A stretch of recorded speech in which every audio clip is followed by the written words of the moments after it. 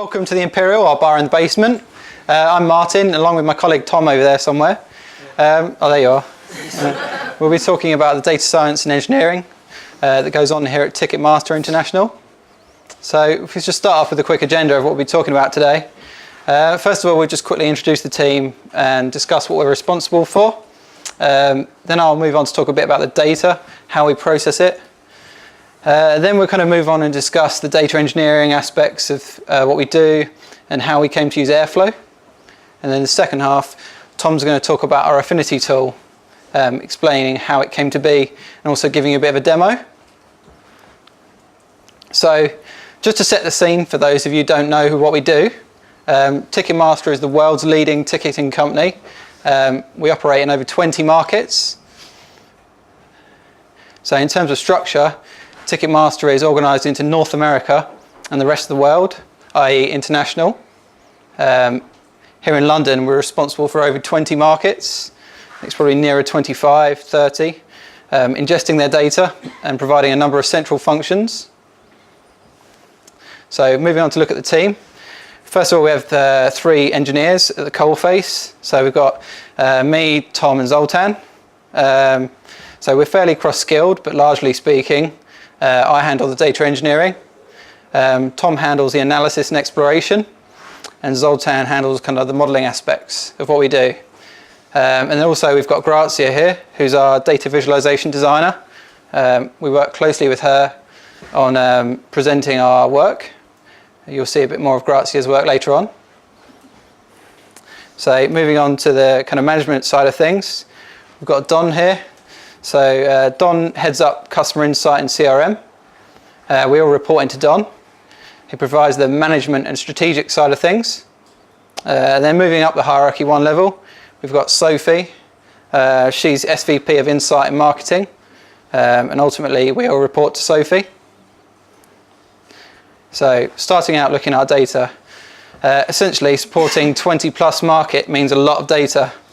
Here are some headline figures. I won't read them all out. It's worth keeping in mind the previous slide when considering these figures. So it's quite a lot to manage for a lean team, considering the kind of number of markets we operate in and the amount of data we have. So where does all that actually go? So for the most part, the information we generate is used in 3 key areas. The first and biggest area is marketing. We are, after all, part of a CRM team, and our goal is primarily to sell more tickets. So on this front, we try to help marketers target the right people at the right time with the right message. We've got a number of models and tools on that front. We've got traditional engagement models, pricing models.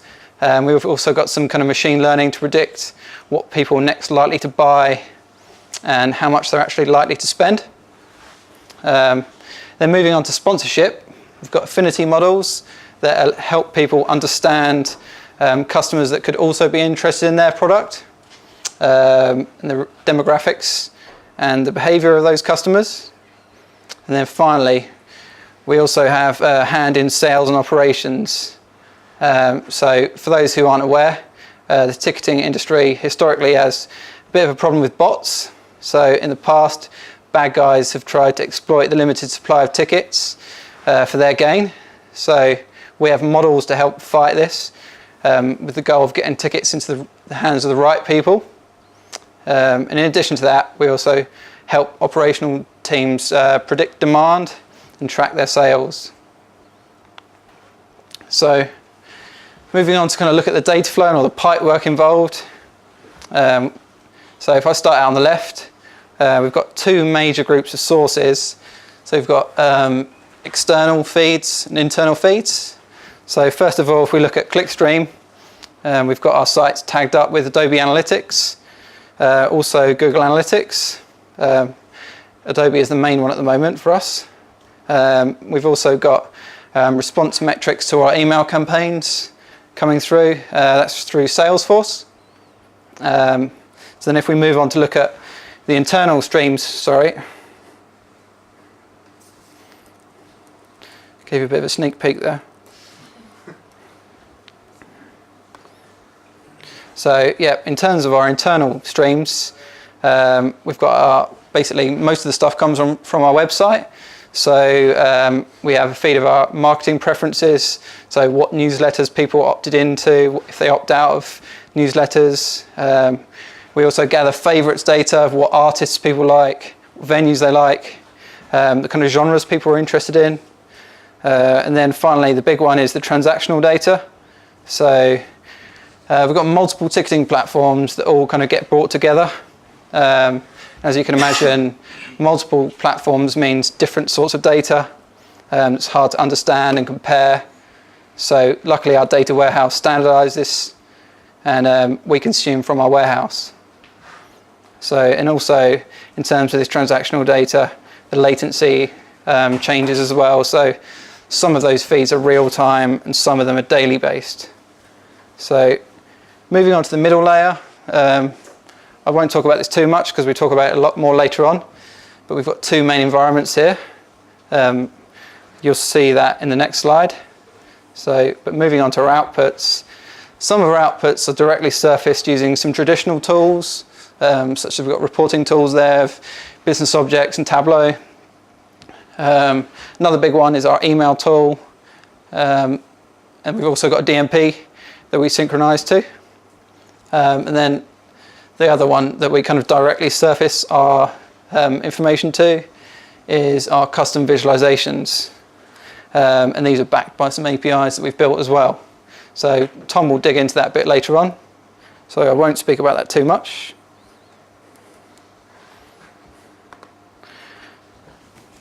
So I'll just give you, over the next few slides, a kind of flying look at the sort of tools we're using.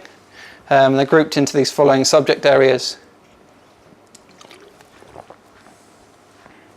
So kicking off with our infrastructure and ETL tools. So we're heavily invested in AWS. Some time ago, a lot of our infrastructure kind of got moved onto AWS. The main one being EC2. So our infrastructure team shifted a lot of our databases to AWS and some of our app servers from on-premise to EC2. Following this infrastructure shift, we as a team began to use AWS much more. Being such a small team, using kind of managed services has worked really well for us. So we also use Airflow for kind of our orchestration. I won't talk about this too much because, as I said on the agenda, there's a bit of a bigger topic later on about Airflow. And then kind of thirdly, we primarily act as DevOps. So we're heavily invested in having great alerting to make our lives easier. So we achieve this with various AWS tools. So we use CloudWatch to ingest all our logs, and we use SNS to send alerts based on things that go wrong. And also we use Slack for our messaging, so alerts also get channeled into Slack. So moving on to the next topic, got storage and query. So as I alluded to before, some of our data is ingested directly and some of it comes from our data warehouse. And our data warehouse is SQL Server based. However, our primary environment is actually Redshift. So all of our scoring is carried out in Redshift. This allows us to do a lot of our aggregation, feature extraction for use within our models. We've been running like a fairly modest sized cluster for a few years. So we also have a couple of other NoSQL solutions. These are mainly to back our APIs. So we've seen all the kind of tools that the bulk of the work is done in. So let's touch on the scoring aspect. So in terms of scoring, the majority of our machine learning process is carried out using machine learning as a service. This is quite a good fit for our tools, for our skills, and the limited resources we have, being such a lean team. So we kind of initially started that journey using AWS ML, but we kind of rapidly realized the costs of that didn't really add up for us, because you have to pay per prediction. And we've got such huge volumes that didn't really work out for us. But luckily enough, our data scientist, Zoltan, actually has a startup that offers machine learning as a service. So we're able to kind of tag onto his tool and take advantage of the pricing there. So there we just charge for the resources we use rather than per prediction. So also it's briefly worth mentioning that we use R and Python for analysis and kind of digging into the data.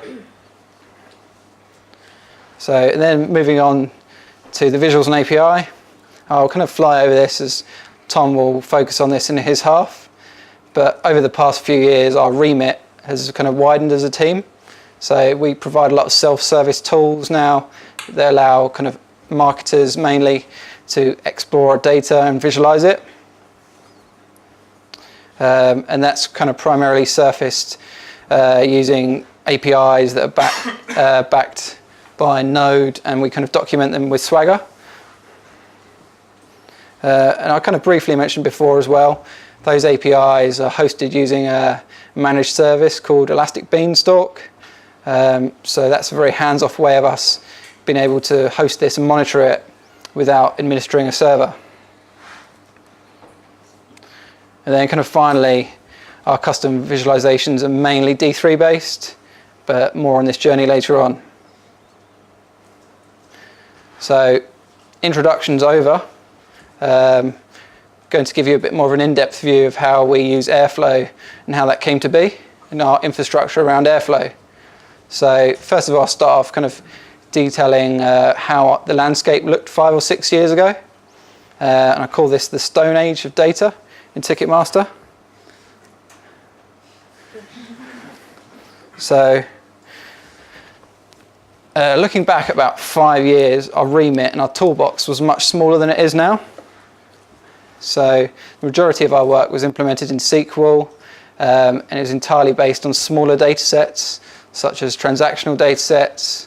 We had no concept of clickstream or email response data, and our database simply couldn't really cope with this.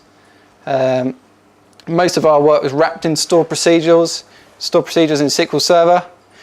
We had a few SPSS models, but they weren't that well documented, and they relied on the author knowing how they worked, and knowing how they when they should run, the scheduling and dependencies.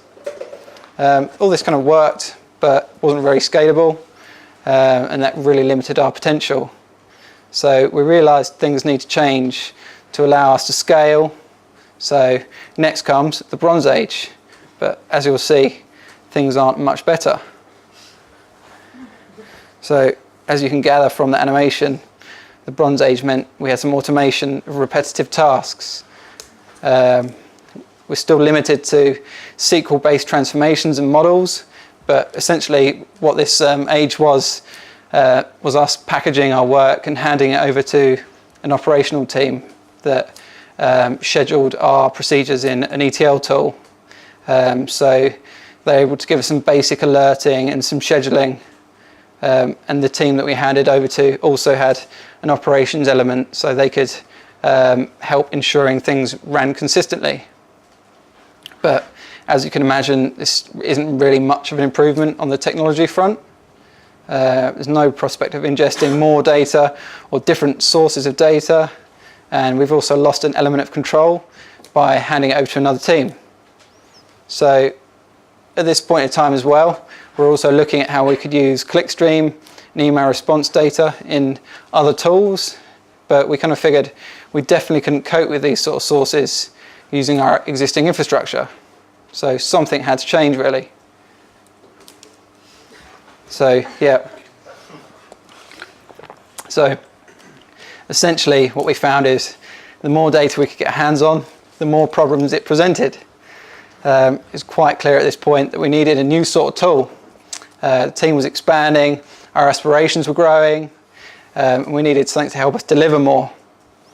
So what we kind of did at this point was we stopped to reflect on what we actually needed to be more scalable and future-proof. So we came up with this kind of wish list. But our wish list was kind of also shaped by the fact that at this point in time, the wider Insight team were also shifting to AWS. So this kind of presented an opportunity for us, helped shape this list. But the main things on this list really were that we needed flexibility to help us ingest different forms of source data in different volumes. We'd also need a tool that was easy for a team the size of ours to pick it up. And we're all quite familiar with Python, so a Python solution would be preferred. And of course, it needs to be cheap. We don't have deep pockets, so open source tooling on infrastructure that we could grow with demand would be preferable. So this eventually led us to realize we needed some form of orchestration platform. So coming from an ETL background myself, and also Ticketmaster internally has an ETL team that also maintains 2 ETL tools already. It seemed to make sense to tag on to their setup, but when we looked at it a bit further, it didn't really satisfy all of our requirements, mainly around the flexibility of things. It felt like we were kind of shoehorning what we wanted into their tool set just because it was there. Our problems were mainly suited to a new breed of tooling. It's often called a workflow management platform. These tools are generally more flexible than just ETL tools because they're kind of trying to solve a broader problem. And they don't generally try to provide a visual way of abstracting the way of building pipelines as an ETL tool would do. I've kind of listed a few other features here, but the main one is their abstraction of common problems and the flexibility to build whatever you need and extend the tool in the ways you need to grow your code base. So moving on, we kind of looked at what others were using in this space, and the 2 main players were Luigi and Airflow. Both of these have come out of large companies such as Spotify and Airbnb. So there are some other big ones here. I'm not going to compare them because that's been done to death on the web. But here are a few others that you can look at if you're considering also going down this route. So as you may have guessed, we use Airflow. Here's a bit of our thinking around to why we picked Airflow. So at the time we were looking at this, probably in summer 2015. Airflow was probably a bit less mature than Luigi, but it was growing. And if you look at it now, the number of commits in their GitHub is comparable, despite being 2 years newer. And also Airflow has been taken into the Apache incubator now, so that shows a bit of promise there. But really the main selling point for us was Airflow's community. So as we were testing this and setting it up, we were able to interact with the development team, ask questions, and they were really responsive in all the teething issues that we had. And then further to this, the UI of Airflow is much more advanced than Luigi, and it also has better scheduling mechanisms and looked to be basically a better fit for us. But I understand a lot of people still prefer Luigi. So just going into a bit of detail on our setup, I kind of touched on before that we've been using this since summer 2015. Our setup has evolved along the way, but this is primarily how it is at the moment. So in terms of our code base, most of our jobs, or DAGs as they're called in Airflow, are event driven. So we kick off our DAGs when we get fresh source data. We also have some daily jobs, some hourly jobs, and a few ad hoc jobs as well. And all of these jobs are deployed by Git. We're not quite at the point of using a CI tool for this, because there are only pretty much 3 developers we can manage without it at the moment. We also have a few custom operators in Airflow that we use to interact with our machine learning processes. And then if we kind of look at the environment, we have really a single node environment. So our production environment is single node. We've also got some development and test environments. They're not clustered at the moment. So at the moment they're actually just EC2 instances running Ubuntu. And And I kind of said there we're not clustering, but we're ready to. So all the services are set up to be clustered, but at the moment we don't really need that resilience. And it's not quite the scale of what Airbnb use. So Airbnb has I think a 6-node cluster. So we're not quite ready for that. And then finally here, as I mentioned before, all of our alerting and logging is handled using CloudWatch, SNS and Slack. So moving on to what you should think about if you want to use Airflow. These are the few of the things we kind of learned along the way. So Airflow works out of the box, but you should consider what you're going to do to configure it to scale and make it resilient. It has different forms of executors that support scaling in different ways. But also, as you'll see in the diagram down here, Airflow has some other supporting processes, such as this metadata database and a broker. You need to kind of have a think about how you're going to set those up for failover scenarios. It's no good having an Airflow cluster if your metadata base goes down and then the nodes have nothing to talk to. And then in terms of hardware, you also need to figure out what your needs really are. And I think you can only really discover that by looking at what your jobs actually do, the frequency of the jobs, their memory usage, etc. That's been a bit of a learning curve for us as well. And then finally, also, you need to really think about your job design if you're going to use Airflow. So you kind of need to think about how your jobs will cope with parallelism, how they cope with failure.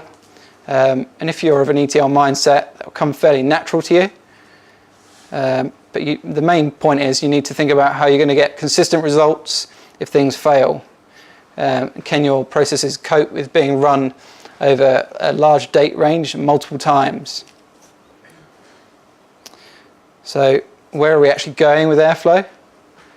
So I kind of mentioned before we're using event-driven DAGs, so DAGs that run after our data is refreshed. This makes things a bit more complicated than we'd like. So we'd like to move towards regular scoring, probably kind of hourly deltas. And we want to provide fresher scores more often. And where we can, we want to stream our data out of our environment. And we also have we want to kind of investigate experimentation jobs. So we want to be able to run queries that don't affect our critical jobs out of hours. And then one of the big projects at the moment is we also want to run some ML training and scoring on demand. So we're investigating how to explore the orchestration of this through Airflow. And then one of the other things in terms of infrastructure as well is we'd like to move away from our custom-built EC2 instances and then probably Dockerize them to make things scale a bit better and make things a bit more flexible, easier to maintain, and we can fire up new environments when we need to. So this wraps up the first half of the talk.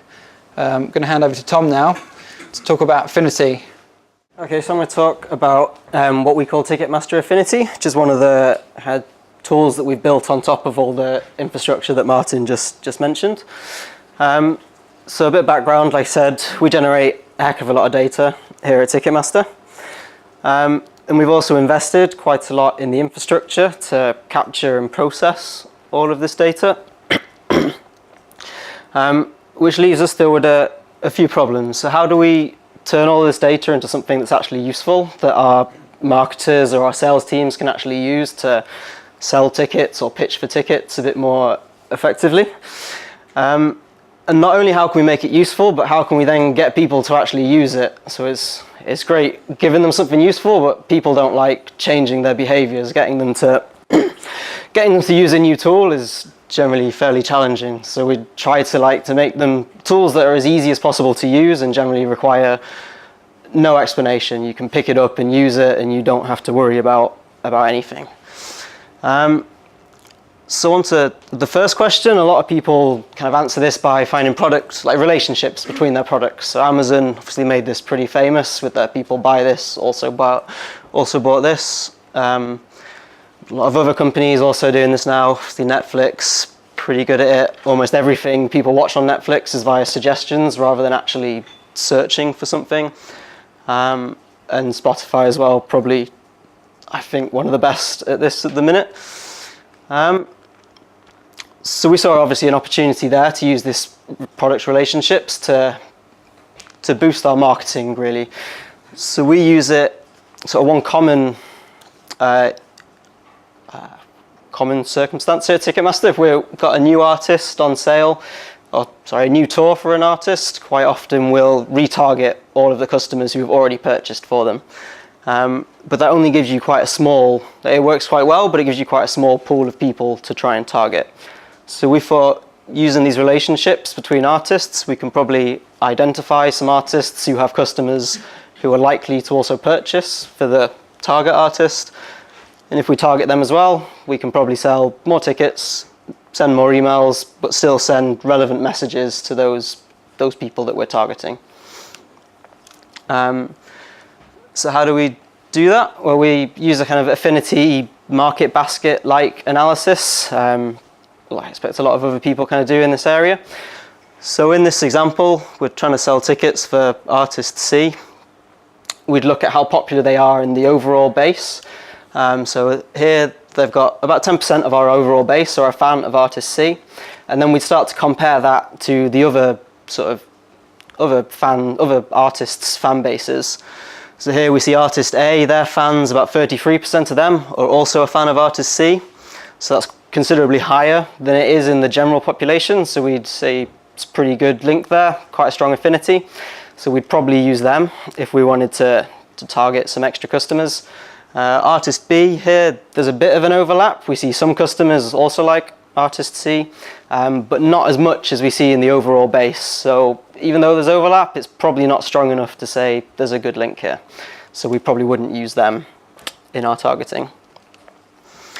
And then going back to Martin's kind of Stone Age, Bronze Age, so how we progressed with this. Well, we started off running it all manually in SQL. It wasn't a great way to go. It required someone to literally run scripts every week, I think we were updating it. It then got exported to an Excel spreadsheet.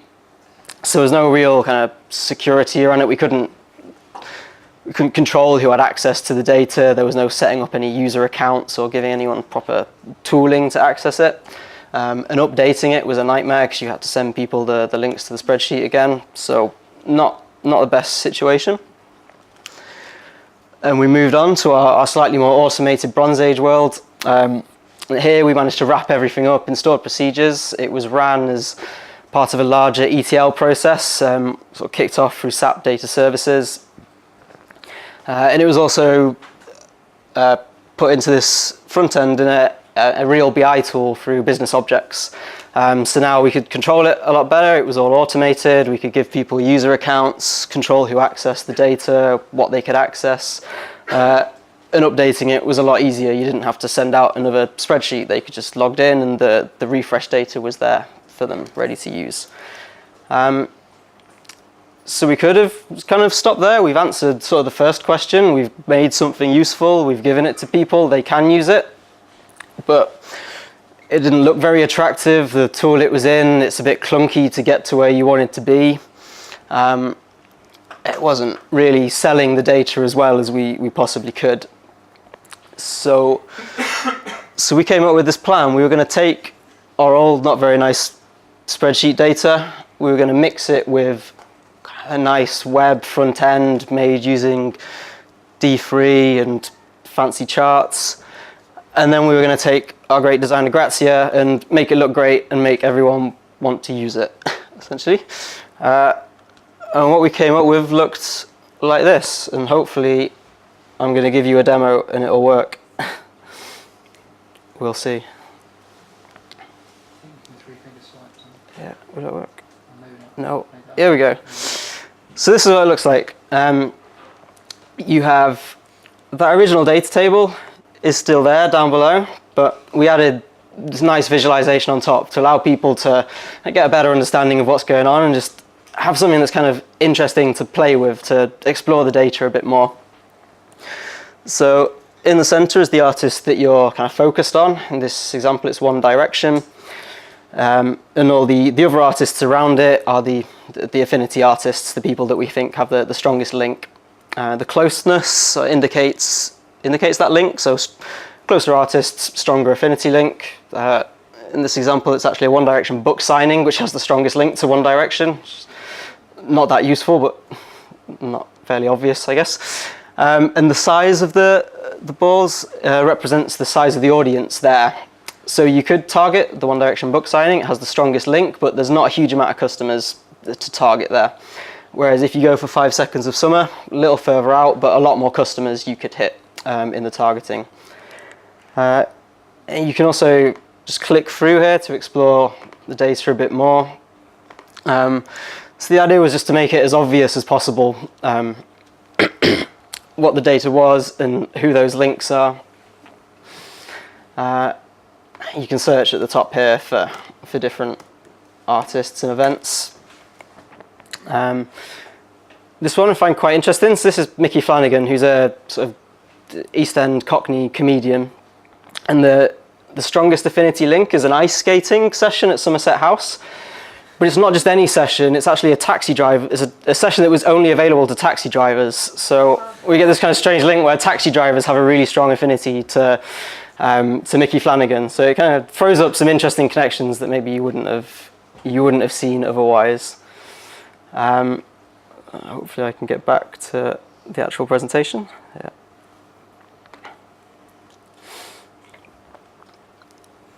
Okay, so kind of the main building block here is D3, which is a JavaScript library specifically made for manipulating and visualizing data, which we found extremely useful for making all these things. The best thing about it really is how easy you can couple your data to actual kind of visual front-end elements. The code looks a bit like this, so you pass in a bit of data, probably like a JSON object or a CSV, and then you can just append to it pretty much whatever you want. So in this example, we're appending circles. You give it an X coordinate based on income, I think it is in this example. And essentially, it's just extremely easy to couple your data to things people actually see on the screen. It makes it very easy to work with data this way. We also find there's lots of other built-in functions to help with this as well. One of the things that it does that really makes your life a lot easier is scaling the data. So if you're taking income from this example, you've got an income that's 10,000, you can't map that directly to a pixel on the screen. So you can scale the data based on screen sizes and resolutions or whatever you like to make. This makes it a lot easier to actually draw a graph when you come to building these things. It is extremely flexible as well. It's tied into the last one that it does require a bit of skill to get going. If you're comfortable with HTML, CSS, and JavaScript, then it's pretty amazing. You can build pretty much everything. If you go on their website, there's all these different examples of crazy things that people have built with this. But it does have a bit of a learning curve to get started. And this is kind of what our original sort of ideas for Affinity, which kind of took that flexibility a bit too far, maybe. We kind of came up with these crazy things that we could build just because we could build them. None of them really give you any idea what's actually going on. If you look at that, I couldn't tell you who was the strongest Affinity artist or anything. It was just a bit daft, but you can do it. And this is where having Grazia, our designer, really helped. So it kind of focuses you a bit more on, okay, you have a story to tell with this data. How can you do it? How can you do it in the most representative way, the simplest way possible? And we kind of landed on this radar chart idea, which I think was a much clearer representation than this weird chord diagram that means nothing. So at the same time that we overhauled the front end, we kind of overhauled all the back end as well. So as Martin said, we switched over to Airflow. So all the processes that build Affinity are now in Airflow. So we automatically calculate all the Affinity links in one process. And then we have another process that takes all those tables and dumps it into our, I think it's Redis we're using at the minute, our sort of document store, which powers all the APIs. So it's all automated now. We don't have to touch this. It runs weekly, I think, updates, and we generally don't have to worry about it, which is nice. And it's been fairly successful. So what turned out is kind of quite a fun project for us to try out some new technologies and build something interesting. Now has over 151 sort of internal users in the business. It's nearly in 20 markets. And so far this year, we've had nearly 8,000 reports run. So it's doing quite well as an internal tool. We've kind of got people engaging with the data a bit more than they were doing before, which is nice. It's also used now in our European apps. So if you're on our app and you look at an artist, all the related artist links will be powered by our Affinity data, which we're quite happy about. And it's also used within our what we call fan network, which is sort of online retargeted email. So if you looked at a certain pair of shoes and you find them following you around the internet, that's this kind of advertising, but we tried to make it a bit more intelligent by using our related artists. So you're not just followed around by that same artist. We use sort of those related artists that are side by side to the one you're looking at to try and sell a few more tickets, essentially. And 60% of the sales that we're seeing for our fan network campaigns come from our Affinity artists or our similar artists. So it's proved pretty successful there. Sorry. And because of this success, we've been able to kind of build on it and build a few more kind of similar types of tools.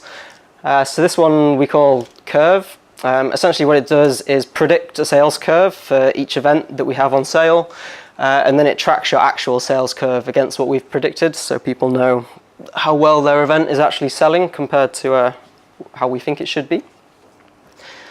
And we've also made one called Locate. So the idea is here, if you're selling tickets for V Festival or something, you can put your event in, you can see exactly where customers are coming from throughout the country. You can also filter it on different things. So if you just wanted to see where all our comedy bookers were coming from, you're able to do that as well. It's the way to kind of explore our customer data a little bit more. And that is pretty much it. So our kind of takeaways, hopefully, is you can do quite a lot with a small team. Quite a few things come in to make that happen, especially being able to use AWS and a lot of the managed services there definitely comes in handy when you don't have many people and you'd like to get a lot done. Open source tooling, again, is great when there's not a lot of you and you need to be able to get things up and running without having a huge budget behind you to get things signed off. And also everything that we do is kind of a work in progress. It's always sort of building on the last thing we did, trying to improve it, learn more things as we go along.